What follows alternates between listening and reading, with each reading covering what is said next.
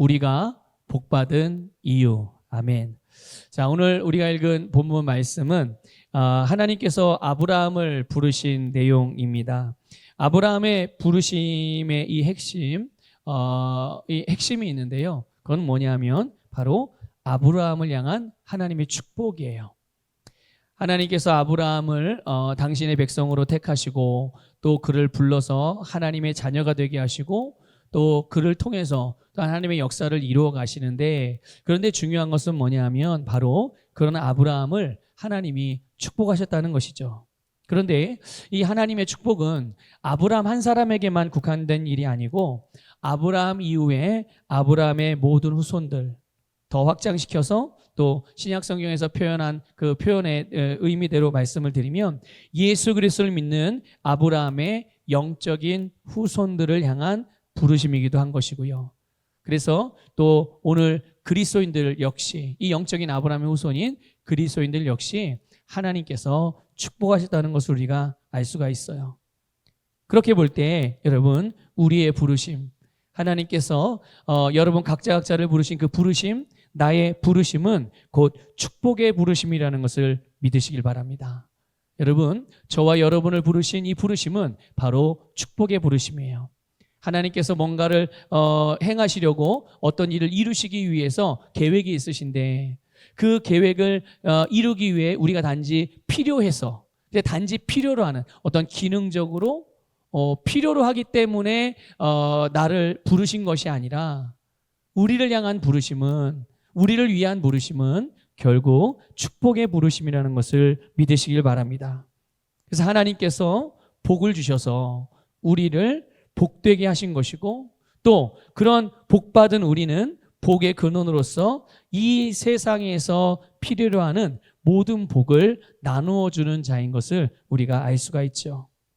이것을 여러분 분명하게 믿으시고 여러분의 삶에서 항상 여러분 무엇을 하시든지 항상 인식하기를 바랍니다. 그리고 이것이 우리의 삶의 방향성이고 우리의 사명이기도 한 것입니다. 모든 그리스도인의 사명이고 모든 교회의 사명인 것이죠. 그런데 그리스도인들 가운데 이것을 모르고 살아가는 사람들이 적지 않아요. 우리를 부르시니 하나님의 뜻, 하나님의 이 뜻을 모르는 채로 하나님이 복 주셔서, 그냥 단지 복 주셔서 이 땅에서 잘 먹고 잘 살고 또 자신이 하고자 하는 일에 있어서 그것이 특별한 어려움 없이 그냥 잘 되게 하기 위한 그런 목적을 위해서 신앙생활을 하는 사람들도 많이 있다는 말이죠. 그리고 어떤 성도들은 이렇게 하나님께서 우리에게 원하시는 바가 무엇이고 또 우리를 축복하신 뜻이 무엇인지도 아는 사람들도 있어요. 그런데 그래서 주님께서 우리에게 축복하시는 것, 그 축복하신 축복의 내용도 알고 그 축복하신 이유도 들었고 그것도 배웠고 또 그래서 그것을 알게 되었지만 그럼에도 불구하고 여전히 자기 자신만을 위해서 또 이 세상 살이만을 위해서 사는 그리스도인들도 많이 있죠. 여러분, 왜 그럴까요? 하나님의 뜻을 모르는 자들이라면 알려주면 될 것이고 배우면 될 것이고, 그런데 알았다고 하더라도 그 주님의 뜻을 따라서 행하는 것보다는 여전히 계속적으로 지속적으로 자기의 뜻과 자기의 생각, 이 세상살이만을 위해서 자기만을 위해서 살아가는 그리스도인들, 그 이유는 바로 그들이 계속적으로 아직도 자기중심적이기 때문에 그런 것입니다. 다른 말로 바꿔 말하면 사고방식이 변화되지 않았기 때문이고요. 성경에서 표현대로 되면 마음이 변화받지 않아서 있기 때문인 것입니다. 인식이 바뀌지 않은 것이죠.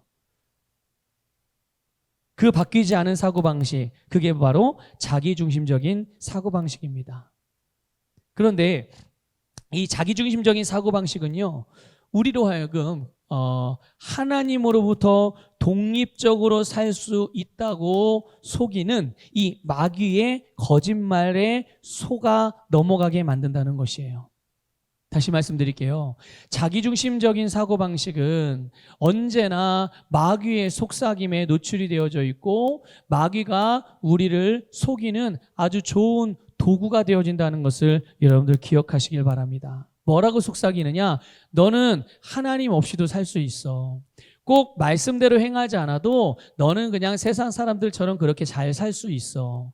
너는 하나님의 방식대로 따르지 않아도, 그렇게 복잡하게, 그렇게 어렵게 살지 않아도, 편하게 쉽게 살아도 너는 망하지 않고 살 수 있어. 이렇게 거짓말로 속삭이는 것이죠. 근데 자기중심적인 사고방식을 가지고 있는 사람들은요, 이것이 너무나도 그들에게는 자연스럽게 받아들여지는 생각들이라는 거예요. 마귀의 속임수인 거를 모르는 거죠. 그리고 이렇게 자기중심적인 사고방식으로 살아가는 사람들은, 그리스도인들은 자기의 필요와 욕구에만 집중을 해요. 모든 집중이 그렇습니다. 모든 초점이 내 필요, 내 욕구, 또 다른 말로 하면 내 욕심, 여기에 이게 집중하고 있기 때문에 항상 모든 삶을 그렇게 바라보고 그렇게 추구하고 살아가요.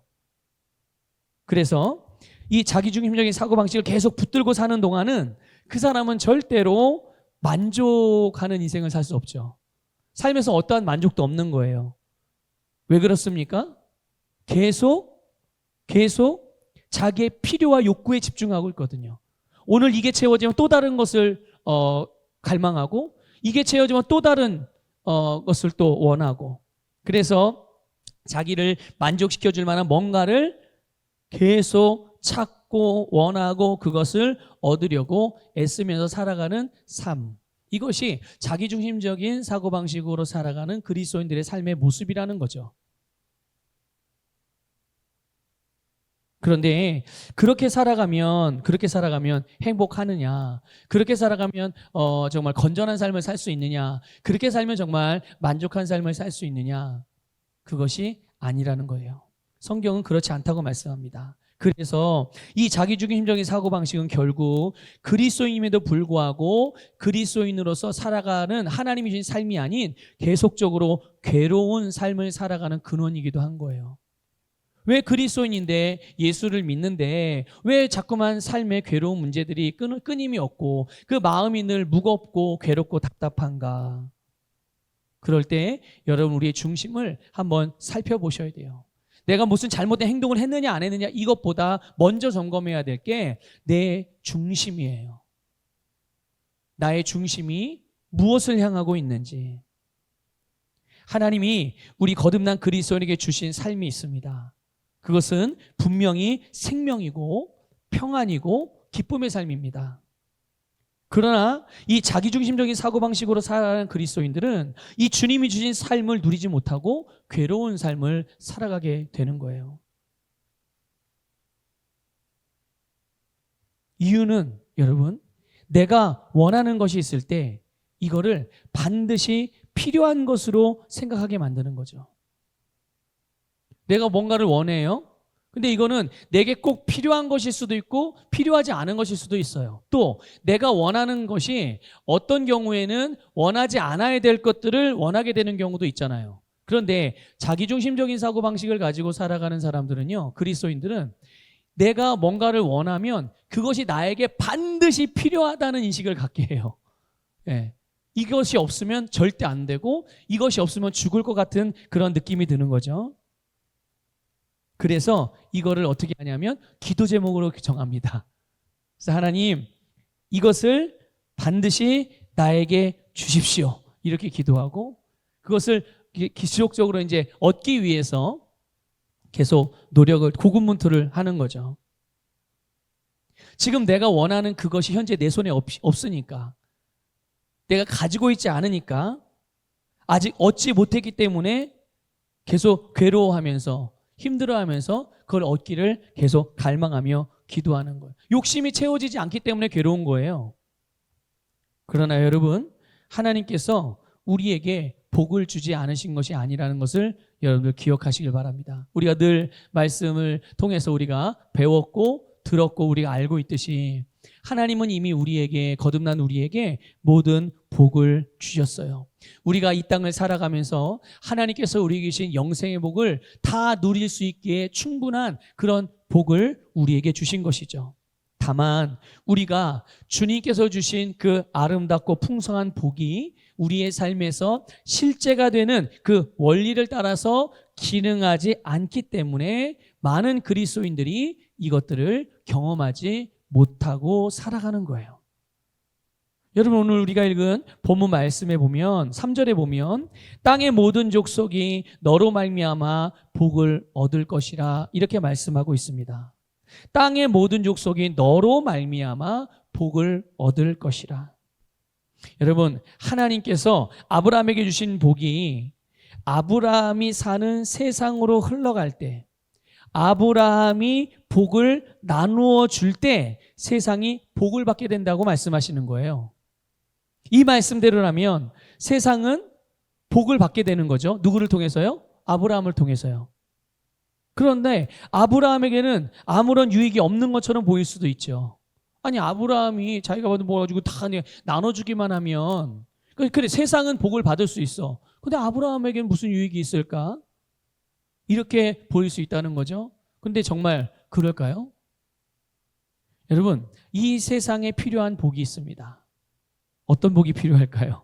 이 세상에 여러분이 살아가고 있는 여러분의 세상 가운데 어떤 복이 필요하겠습니까?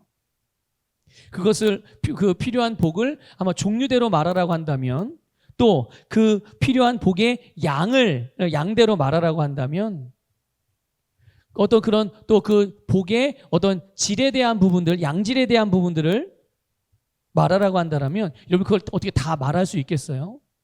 다 말할 수 없을 만큼 많은 복이 필요한 것입니다. 그렇게 또 다양한 복이 필요한 거죠. 그런데 이렇게 세상이 필요하다는 모든 복, 이 복을 주시는 분은 하나님이세요. 여기에는 우리가 이의가 없죠. 모든 복의 근원이 하나님이시니까. 하나님으로부터 나오는 것이니까요. 그런데 하나님이 그것을 직접 세상에 주시는 것이 아니고요. 바로 아브라함을 통해서 주신다고 말씀하고 있어요. 누구를 통해서요? 아브라함. 아브라함이 어떤 사람인데요? 하나님의 택함 받은 하나님의 백성이고, 오늘 신약적으로 말하면 바로 그리스도인들이요, 교회를 말하는 것입니다. 그러면 아브라함을 통해서 하나님이 복을 세상에 주시려면 그 세상에 필요한 모든 복이 누구에게 먼저 임하게 되는 것입니까? 바로 아브라함입니다. 여러분, 샘물의 근원이 메마르면 물을 흘려보낼 수 없어요. 그러니까 당연히 물을 흘려보낼 수 없기 때문에 샘물의 근원에서 물을 얻고자 찾아온 사람들은 거기에서 물을 얻을 수 없겠죠. 그러나 샘물의 근원이 생수로 풍성하다면 그 물을 필요하는 모든 사람들은 자기가 원하는 만큼, 필요로 하는 만큼 모든 것들을 풍성하게 얻을 수 있어요. 그래서 하나님께서는 세상을 복되게 하시겠지만, 세상을 축복하시지만, 하나님은 먼저 아브라함에게 복을 주셔서 하나님이 주신 복으로 세상을 복되게 하신 거예요. 이것이 사도 바울을 통해서 계시된 교회의 본질이기도 한 것입니다. 여러분, 에베소 1장 23절 말씀을 한번 읽어보겠습니다. 같이 읽을게요. 시작. 교회는 그의 몸이니 만물 안에서 만물을 충만하게 하시는 이의 충만함이니라. 아멘. 교회는 충만함입니다. 교회는 충만하다는 거예요. 뭐로요? 하나님의 충만으로. 만물을 충만하게 하는, 만물은 지금 고갈되어 있고, 만물 안에는 여러 필요가 있고, 만물 안에는 뭐가 결핍이 있고, 만물 안에는 우리가 상상할 수 없는 부족함들이 많이 있죠. 그런데 그 부족함을 채우는, 그 결핍을 채우는, 필요를 충만하고 넘치게 채우는 그 충만이 하나님에게 있고, 그 하나님의 충만이 바로 교회라고 말씀하고 있어요. 구약이나 신약이나 하나님께서는 똑같은 맥으로서, 똑같은 그런 흐름으로서 영적인 주님의 말씀을 우리에게 메시지를 주시는 것입니다. 예수님도 말씀하셨어요. 마태복음 6장 33절입니다. 읽어볼게요. 시작. 그런즉 너희는 먼저 그의 나라와 그의 의를 구하라. 그리하면 이 모든 것을 너희에게 더하시리라. 아멘. 여러분, 하나님께서 주신 이 복이 우리의 삶의 실제가 되어지는 원리가 무엇입니까? 그 원리 안에서 기능한다는 것이 과연 무엇입니까? 바로 내가 아닌 주님이라는 거예요. 자기 중심이 아니라 예수 그리스도 중심이라는 것입니다. 내 사고방식이 아니라 말씀의 사고방식이라는 것을 여러분들 반드시 기억하시길 바랍니다. 예수님께서 예수님을 따르는 무리와 제자들에게 이렇게 말씀하셨어요. 마태복음 16장 24절 후반부인데요. 같이 읽어볼게요. 시작. 누구든지 나를 따라오려거든 자기를 부인하고 자기 십자가를 지고 나를 따를 것이니라. 아멘. 예수님께서 여기서 언급하신 자기, 이게 바로 자기중심적인 사고방식이에요. 변화되지 않은. 그래서 예수님은 이 자기를 끌어안고 보듬고 붙들고 있는 대상으로 말씀한 것이 아니라 부인해야 될 대상으로 말씀하고 있는. 그러니까 자기중심적인 사고방식은요, 우리가 붙들고 있어야 될 게 아니에요. 이거는 부인해야 되는 일인 것입니다. 여러분, 이 자기중심적인 사고방식은 이 세상의 어떤 것으로도 만족시킬 수 없는 변화되지 않은 타락한 옛사람의 사고방식이에요. 우리는 예수 그리스도로 말미암아 새로운 피조물이 된 하나님의 자녀들 아닙니까? 그렇다면 우리는 당연히 우리의 사고방식도 새로운 사고방식으로 바꾸어서 그렇게 새로운 사고방식으로 살아가야 되는 것이 마땅한 삶이고, 그렇게 살아가야만 우리가 새로운 피조물로서의 어떤 영향력이라든지 누림의 증가가 일어날 수가 있는 것입니다. 사람은 존재는 새로운 피조물인데 사고방식은 여전히 옛사람의 사고방식을 갖는다면 이거는 밸런스가 맞지 않기 때문에 어긋날 수밖에 없고 삶에서 온전한 열매를 맺을 수가 없는 것이에요. 그렇기 때문에 우리는 이 자기중심적인 사고방식을 처리함으로써 우리가 하나님께서 예수님을 통해서 우리에게 주신 모든 복을 누리는 것뿐만 아니라 우리를 축복하신 하나님께서 우리에게 이 복을 주신 이 목적을 이루는 삶을 살아가야 될 줄 믿습니다. 어떻게 우리가 이 변화되지 않은 옛사람의 사고방식인 자기중심적인 사고방식을 우리가 처리할 수 있을까요? 로마서 12장 1절을 보겠습니다. 같이 읽어볼게요. 시작. 그러므로 형제들아, 내가 하나님의 모든 자비하심으로 너희를 권하노니 너희 몸을 하나님이 기뻐하시는 거룩한 산제물로 드리라. 이는 너희가 드릴 영적 예배니라. 아멘. 여러분, 우리 몸을 하나님께 제물로 드리는 거예요. 저와 여러분의 몸을, 그럼 어떻게 정말 구약시대처럼 우리의 몸을 번제단 위에다 받쳐놓고 아니면 이 강단 위에다가 눕혀놓고서 칼로 난도질하고 피를 쏟고 이렇게 죽여서 나를 진짜 죽여가지고 그렇게 하나님께 제물로 드리는 건가요? 불에 태워서? 그런 말이 아니에요. 우리 몸을 하나님의 산제물로 드리라고 말씀하신 것은 우리의 삶을 그렇게 드리라는 거예요. 우리의 삶은 살아있는 제물로서. 여러분, 우리를 살게 한 것이 무엇입니까? 여러분, 바로 믿음이에요. 예수 그리스도를 믿는 믿음, 우리의 주인 되신 예수 그리스도의 말씀을 믿는 믿음이 우리를 살게 한 거예요. 그러므로 여러분, 산제물이라는 것은 믿음의 제물이고, 우리가 몸으로 산제물을 드리라는 말은 우리가 몸으로 살아가는 삶을, 우리의 인생을 믿음의 제물로 드리라는 말씀이거든요. 그럼 자, 어떻게 제물로 드리나요? 우리는 이것을 예수님에게서 우리는 힌트를 얻을 수 있어요. 예수님이 친히 화목제물이 되어주셨기 때문에. 요한일서 2장 2절은 이렇게 말씀합니다. 그는 우리 죄를 위한 화목제물이니 우리만 위할 뿐 아니요 온 세상의 죄를 위하심이라. 아멘. 빌립보서 2장 8절은 이렇게 또 말씀합니다. 사람의 모양으로 나타나사 자기를 낮추시고 죽기까지 복종하셨으니 곧 십자가에 죽으심이라. 아멘. 자기를 낮추시고 죽기까지 복종했어요. 무엇에 복종했습니까? 하나님 아버지의 뜻에, 하나님의 말씀에 복종한 것이에요. 그 복종의 결과가, 그 복종의 그 순종의 최고봉이 무엇입니까? 바로 십자가에서 죽으심인 거예요. 사도 바울은 갈라디아서 2장 20절에서 우리를 위한 이 십자가에서 화목제물 대신 예수 그리스도를 자신에게 믿음으로 동일시하는 것을 볼 수가 있어요.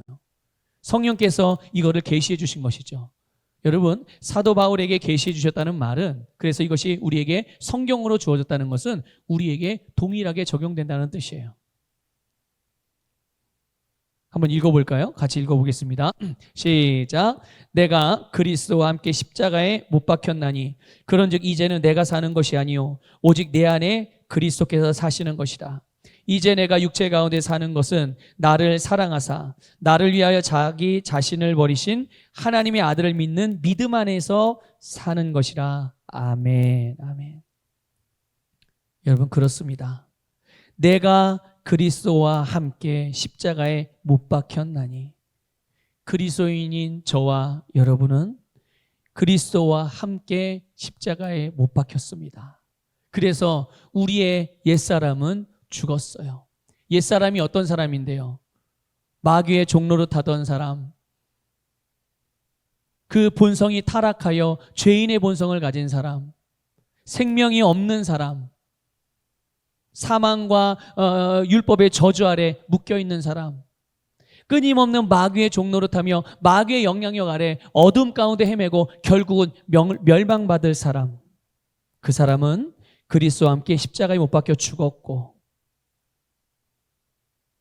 오늘 살고 있는 우리는 그 옛사람이 아닌 예수 그리스도의 부활의 생명, 하나님의 생명이 주의 생명, 영생으로 거듭난 하나님의 자녀이자 새로운 피조물이라는 것을 믿으시길 바랍니다.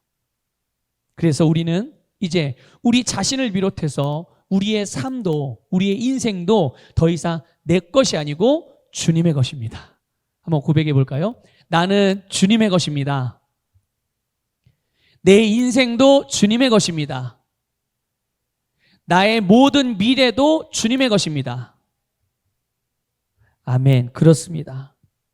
그러므로 여러분, 우리는 이제 내 것이 아니고 주님의 것이니 이제 우리는 하나님의 아들을 믿음 안에서 살아요. 이게 무슨 말이냐면 하나님의 아들의 믿음으로 사는 것입니다. 여러분, 오늘 저와 여러분은 눈에 보이는 대로 살지 않습니다. 귀에 들리는 대로 살지 않습니다. 내가 느껴지는 감정대로 살지 않습니다. 우리는 오직 믿음으로 사는데, 누구의 믿음입니까? 하나님의 아들의 믿음으로 사는 것입니다. 여러분, 하나님은 우리가 하나님이 주신 복으로 세상을 복되게 하실 것을 믿으셨어요. 이해가 되십니까? 다시 말씀드려 볼게요. 하나님은 우리를 믿어주셨어요. 그래서 우리를 믿는데 어떤 것을 믿으셨냐 하면 하나님이 우리에게 주신 복으로 우리가 세상을 복되게 할 것을 믿었다는 말이에요. 또 하나님은 우리에게 죄 지은 사람을 용서할 수 있다고 믿으셨어요. 그래서 주님이 우리에게 말씀하신 것입니다. 뭐라고 말씀하셨어요? 예, 세상을 복되게 하라, 그들을 축복하라, 용서하라 말씀하신 거예요. 우리를 믿지 않으셨다면, 그것을 할 거라고 믿지 않으셨다면 하나님이 그것을 말씀하셨겠습니까? 게다가 하나님 말씀은 절대적인 진리이기 때문에 그 말씀대로 되어져야 되는데, 말씀대로 이루시는데, 하나님은 우리가 그것을 할 수 있을 것이라고 믿고 말씀하신 거예요. 또 하나님은 우리가 원수를 사랑할 수 있다는 것을 믿으셨어요. 그래서 우리로 원수까지도 사랑하라고 말씀하신 겁니다. 하나님은 우리가 다른 사람을 복되게 하고 다른 믿음의 형제자매를, 다시 말하면 교회를 봉사의 직분과 섬김을 통해서 온전하게 할 것을 믿으셨어요. 그래서 우리를 충성되이 여기셔서 화목하게 하는 직분, 봉사의 직분을 우리에게 맡겨주신 거죠. 그러므로 여러분, 우리도 하나님께서 우리에 대하여, 나에 대하여 믿으시는 것을 믿으셔야 돼요. 하나님이 나를 믿으시는 것처럼 내가 나를 믿어야 된다는 얘기예요. 나를 신앙의 대상으로 삼으라는 얘기가 아니라 하나님이 나를 믿는 그 믿음을 따라서 우리가 우리 자신을 믿어야 된다는 얘기예요. 이것이 하나님의 아들의 믿음입니다. 이거는 누가 시켜서 될 일도 아니고, 그렇다고 또 누가 시킨다고 그거를 할 수도 있겠어요? 들을 수 있겠습니까? 여러분, 하나님의 말씀 앞에, 주님의 인도하심 앞에서 겸손한 자, 자원하여 스스로 자신의 생각을 낮추어서 주님의 말씀과 그 뜻을 선택할 수 있는 그 사람이 겸손한 사람이고, 그 사람이 바로 하나님의 아들을 믿는 이 아들의 믿음으로 사는 자들이라는 것을 깨달으시기를 바라요. 그러니까 이렇게 자신을 스스로 낮춰서 예수님과 같이 모든 삶의 영역에서 하나님께서 나를 믿고 맡겨주신 그 사명을 따라서 행하는, 그래서 가장 우선순위에다가 하나님의 뜻을 두고 하나님의 말씀을 두고 그것을 위해 사는 것이 곧 나의 몸을, 나의 인생을 제물로 하나님께 드리는 삶이며, 이런 삶에서 하나님께서 주신 복이 풍성한 열매로 나타나게 되는 줄 믿습니다. 여러분, 예수님께서 베드로를 꾸짖으신 적이 있어요. 마태복음 16장 23절은 이렇게 되어져 있습니다. 같이 읽어볼게요. 예수께서 돌이키시며 베드로에게 이르시되 사탄아 내 뒤로 물러가라. 너는 나를 넘어지게 하는 자로다. 내가 하나님의 일을 생각하지 아니하고 도리어 사람의 일을 생각하는도다 하시고 아멘. 베드로는 예수님을 이제 예수님이 먼저 제자들에게 말씀하셨죠. 당신이 어떻게 죽임을 당하고 어떤 고난을 당하고 이제 앞으로 자신에게 닥칠 그런 어려운 힘든 일들에 대해서 말씀하셨을 때 베드로는요 너무 당당하게 또 담대하고 자신 있게 예수님을 보호하고 위한다는 생각으로 예수님에게 일어날 이 일에 대하여 반대 입장을 표명한 거예요. 주님, 절대로 주님께 그런 일이 일어나서는 안 됩니다. 만약 그냥 예수님이 인간적인 부분만 생각한다면 얼마나 든든하겠어요. 야, 이 베드로 나의 수제자, 역시 수제자답구나. 네가 역시 내 옆에 있어 내가 너무 든든하다. 꼭 보디가드처럼 그런 역할을 해주니까. 그러나 예수님은 그렇게 말씀한 게 아니죠. 칭찬하셨습니까? 아니에요. 예수님은 오히려 그런 베드로를 꾸짖었죠. 왜 꾸짖었는지 여러분들 아시겠습니까? 베드로가 하나님의 계획보다 자신이 원하는 것을 더 높이고 있었기 때문이에요. 하나님의 생각보다 자기의 생각을 더 높이고 있었기 때문에 예수님은 그를 꾸짖으신 거예요.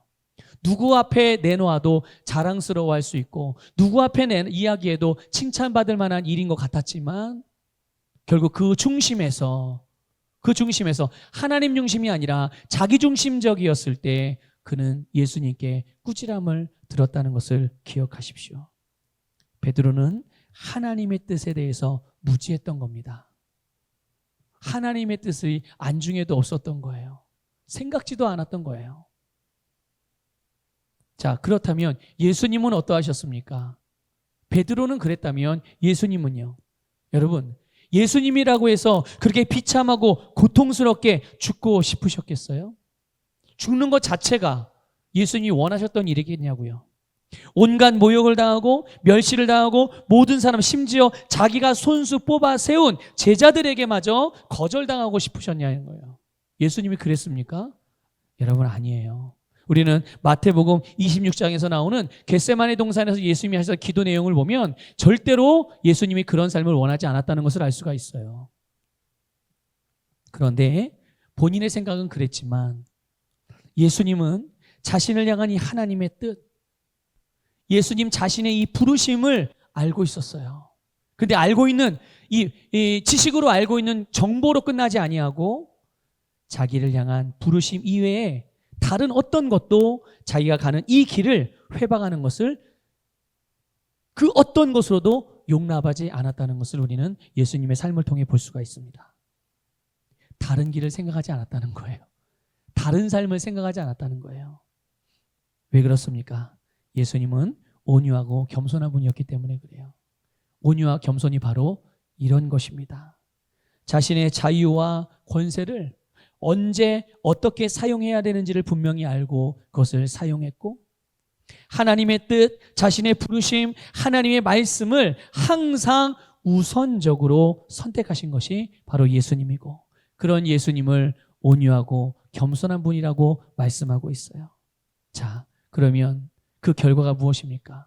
베드로가 자기의 생각을, 자기중심적인 사고방식을 앞세워서 살아보려고 했던, 사람들에겐 칭찬받을 수 있을지 몰랐지만, 그러나 그런 삶의 결과는 하나님의 일을 회방하고 가로막는 결과를 가져왔지만, 예수님께서도 자기가 원하는 뜻이 있었으나 그것을 뒤로 물리고 아버지 하나님의 뜻을, 자신을 향한 부르심을 앞세우고 우선적으로 그 말씀을 따라 행했을 때 결국 하나님 아버지의 뜻이 다 이루어진 것입니다. 우리의 삶을 향한 이 하나님의 계획과 목적, 또 우리의 부르심을 완성하는 것은 여러분, 자기중심적인 사고방식, 육신적인 어떤 자신감, 세상적인 신념을 가지고 이루어내는 것이 아니라 예수님처럼 우리 자신을 겸손하게 자원하는 제물로 내어드릴 때 이루어질 수 있는 것이에요. 자기를 낮추고 자기중심적인 사고방식을 부인하면서 하나님 중심적으로, 말씀 중심적으로 살아가는 것입니다. 주님은 섬김을 받기 위해 오신 것이 아니라 섬기러 오셨어요. 그리고 예수님이 섬기기 위해서 이 땅에 오실 때 하나님 나라의 모든 것을 가지고 오셨다는 것을 믿으시길 바랍니다. 그리고 그것을 믿는 모든 자에게 주셨어요. 오늘 저와 여러분에게도. 우리는 복이 되기 위해서 복을 받은 자들임을 믿으시길 바랍니다. 우리가 복 받은 이유는 나 혼자 잘 먹고 잘 살기 위하고, 자기중심적인 사고방식으로 어디 창고에 쌓아놓고 살라고 그렇게 주신 것이 아니라 복이 되게 하기 위해서, 이 세상을 복되게 하는, 복이 되게 하기 위해서 하나님이 우리에게 복을 주신 거예요. 자기중심적인 사고방식으로 살면서 하나님께 주신 복을 자기만을 위해서 사용한다면 그것은 분명히 악취를 풍길 뿐만 아니라 부정적인 영향을 세상에 미치게 될 거예요. 그러나 하나님께서 우리에게 복을 주신 이 목적을 따라서 하나님을 위하고 다른 사람을 위해서 사용하기 시작한다면 우리는 우리의 인생에 대해 당연히 만족할 수 있는, 항상 만족할 수 있죠. 항상 만족할 수 있을 뿐만 아니라 우리의 부르심을 다 이루고 하나님께 정말 우리가 입버릇처럼 말하는 나는 하나님의 영광을 위해 삽니다. 정말 그 하나님께 영광을 돌리는 삶이 바로 저와 여러분의 삶이 되어질 줄 믿습니다. 여러분, 말씀을 마칩니다. 여러분, 우리의 심령 안에 하나님께서 우리의 인생 안에 주신 복, 그걸 헤아려 보는 것도 참 좋은 일이고 그 은혜에 감사하는 것도 좋은 일이고, 그런데 더 중요한 일이 있어요. 그 복으로 나를 축복하신 하나님, 그 이유가 바로 우리의 세상을 복되게 하기 위해서입니다. 여러분에게 넘치는 그 복을 세상에서 그 복을 필요로 하고 갈망하는 모든 이들에게 여러분 나누십시오. 나누면 손해보지 않습니다. 나누면 줄어들지 않습니다. 오히려 넘치고 또 넘치며 지속적으로 증가되어져서 여러분을 통한 세상의 영향력이, 여러분을 통해 나타나는 영향력이 지속적으로 확장되어지고 그것을 지경이 확장된다라고 표현하는 거예요. 그런 삶이 되시기를 주님의 이름으로 축복합니다.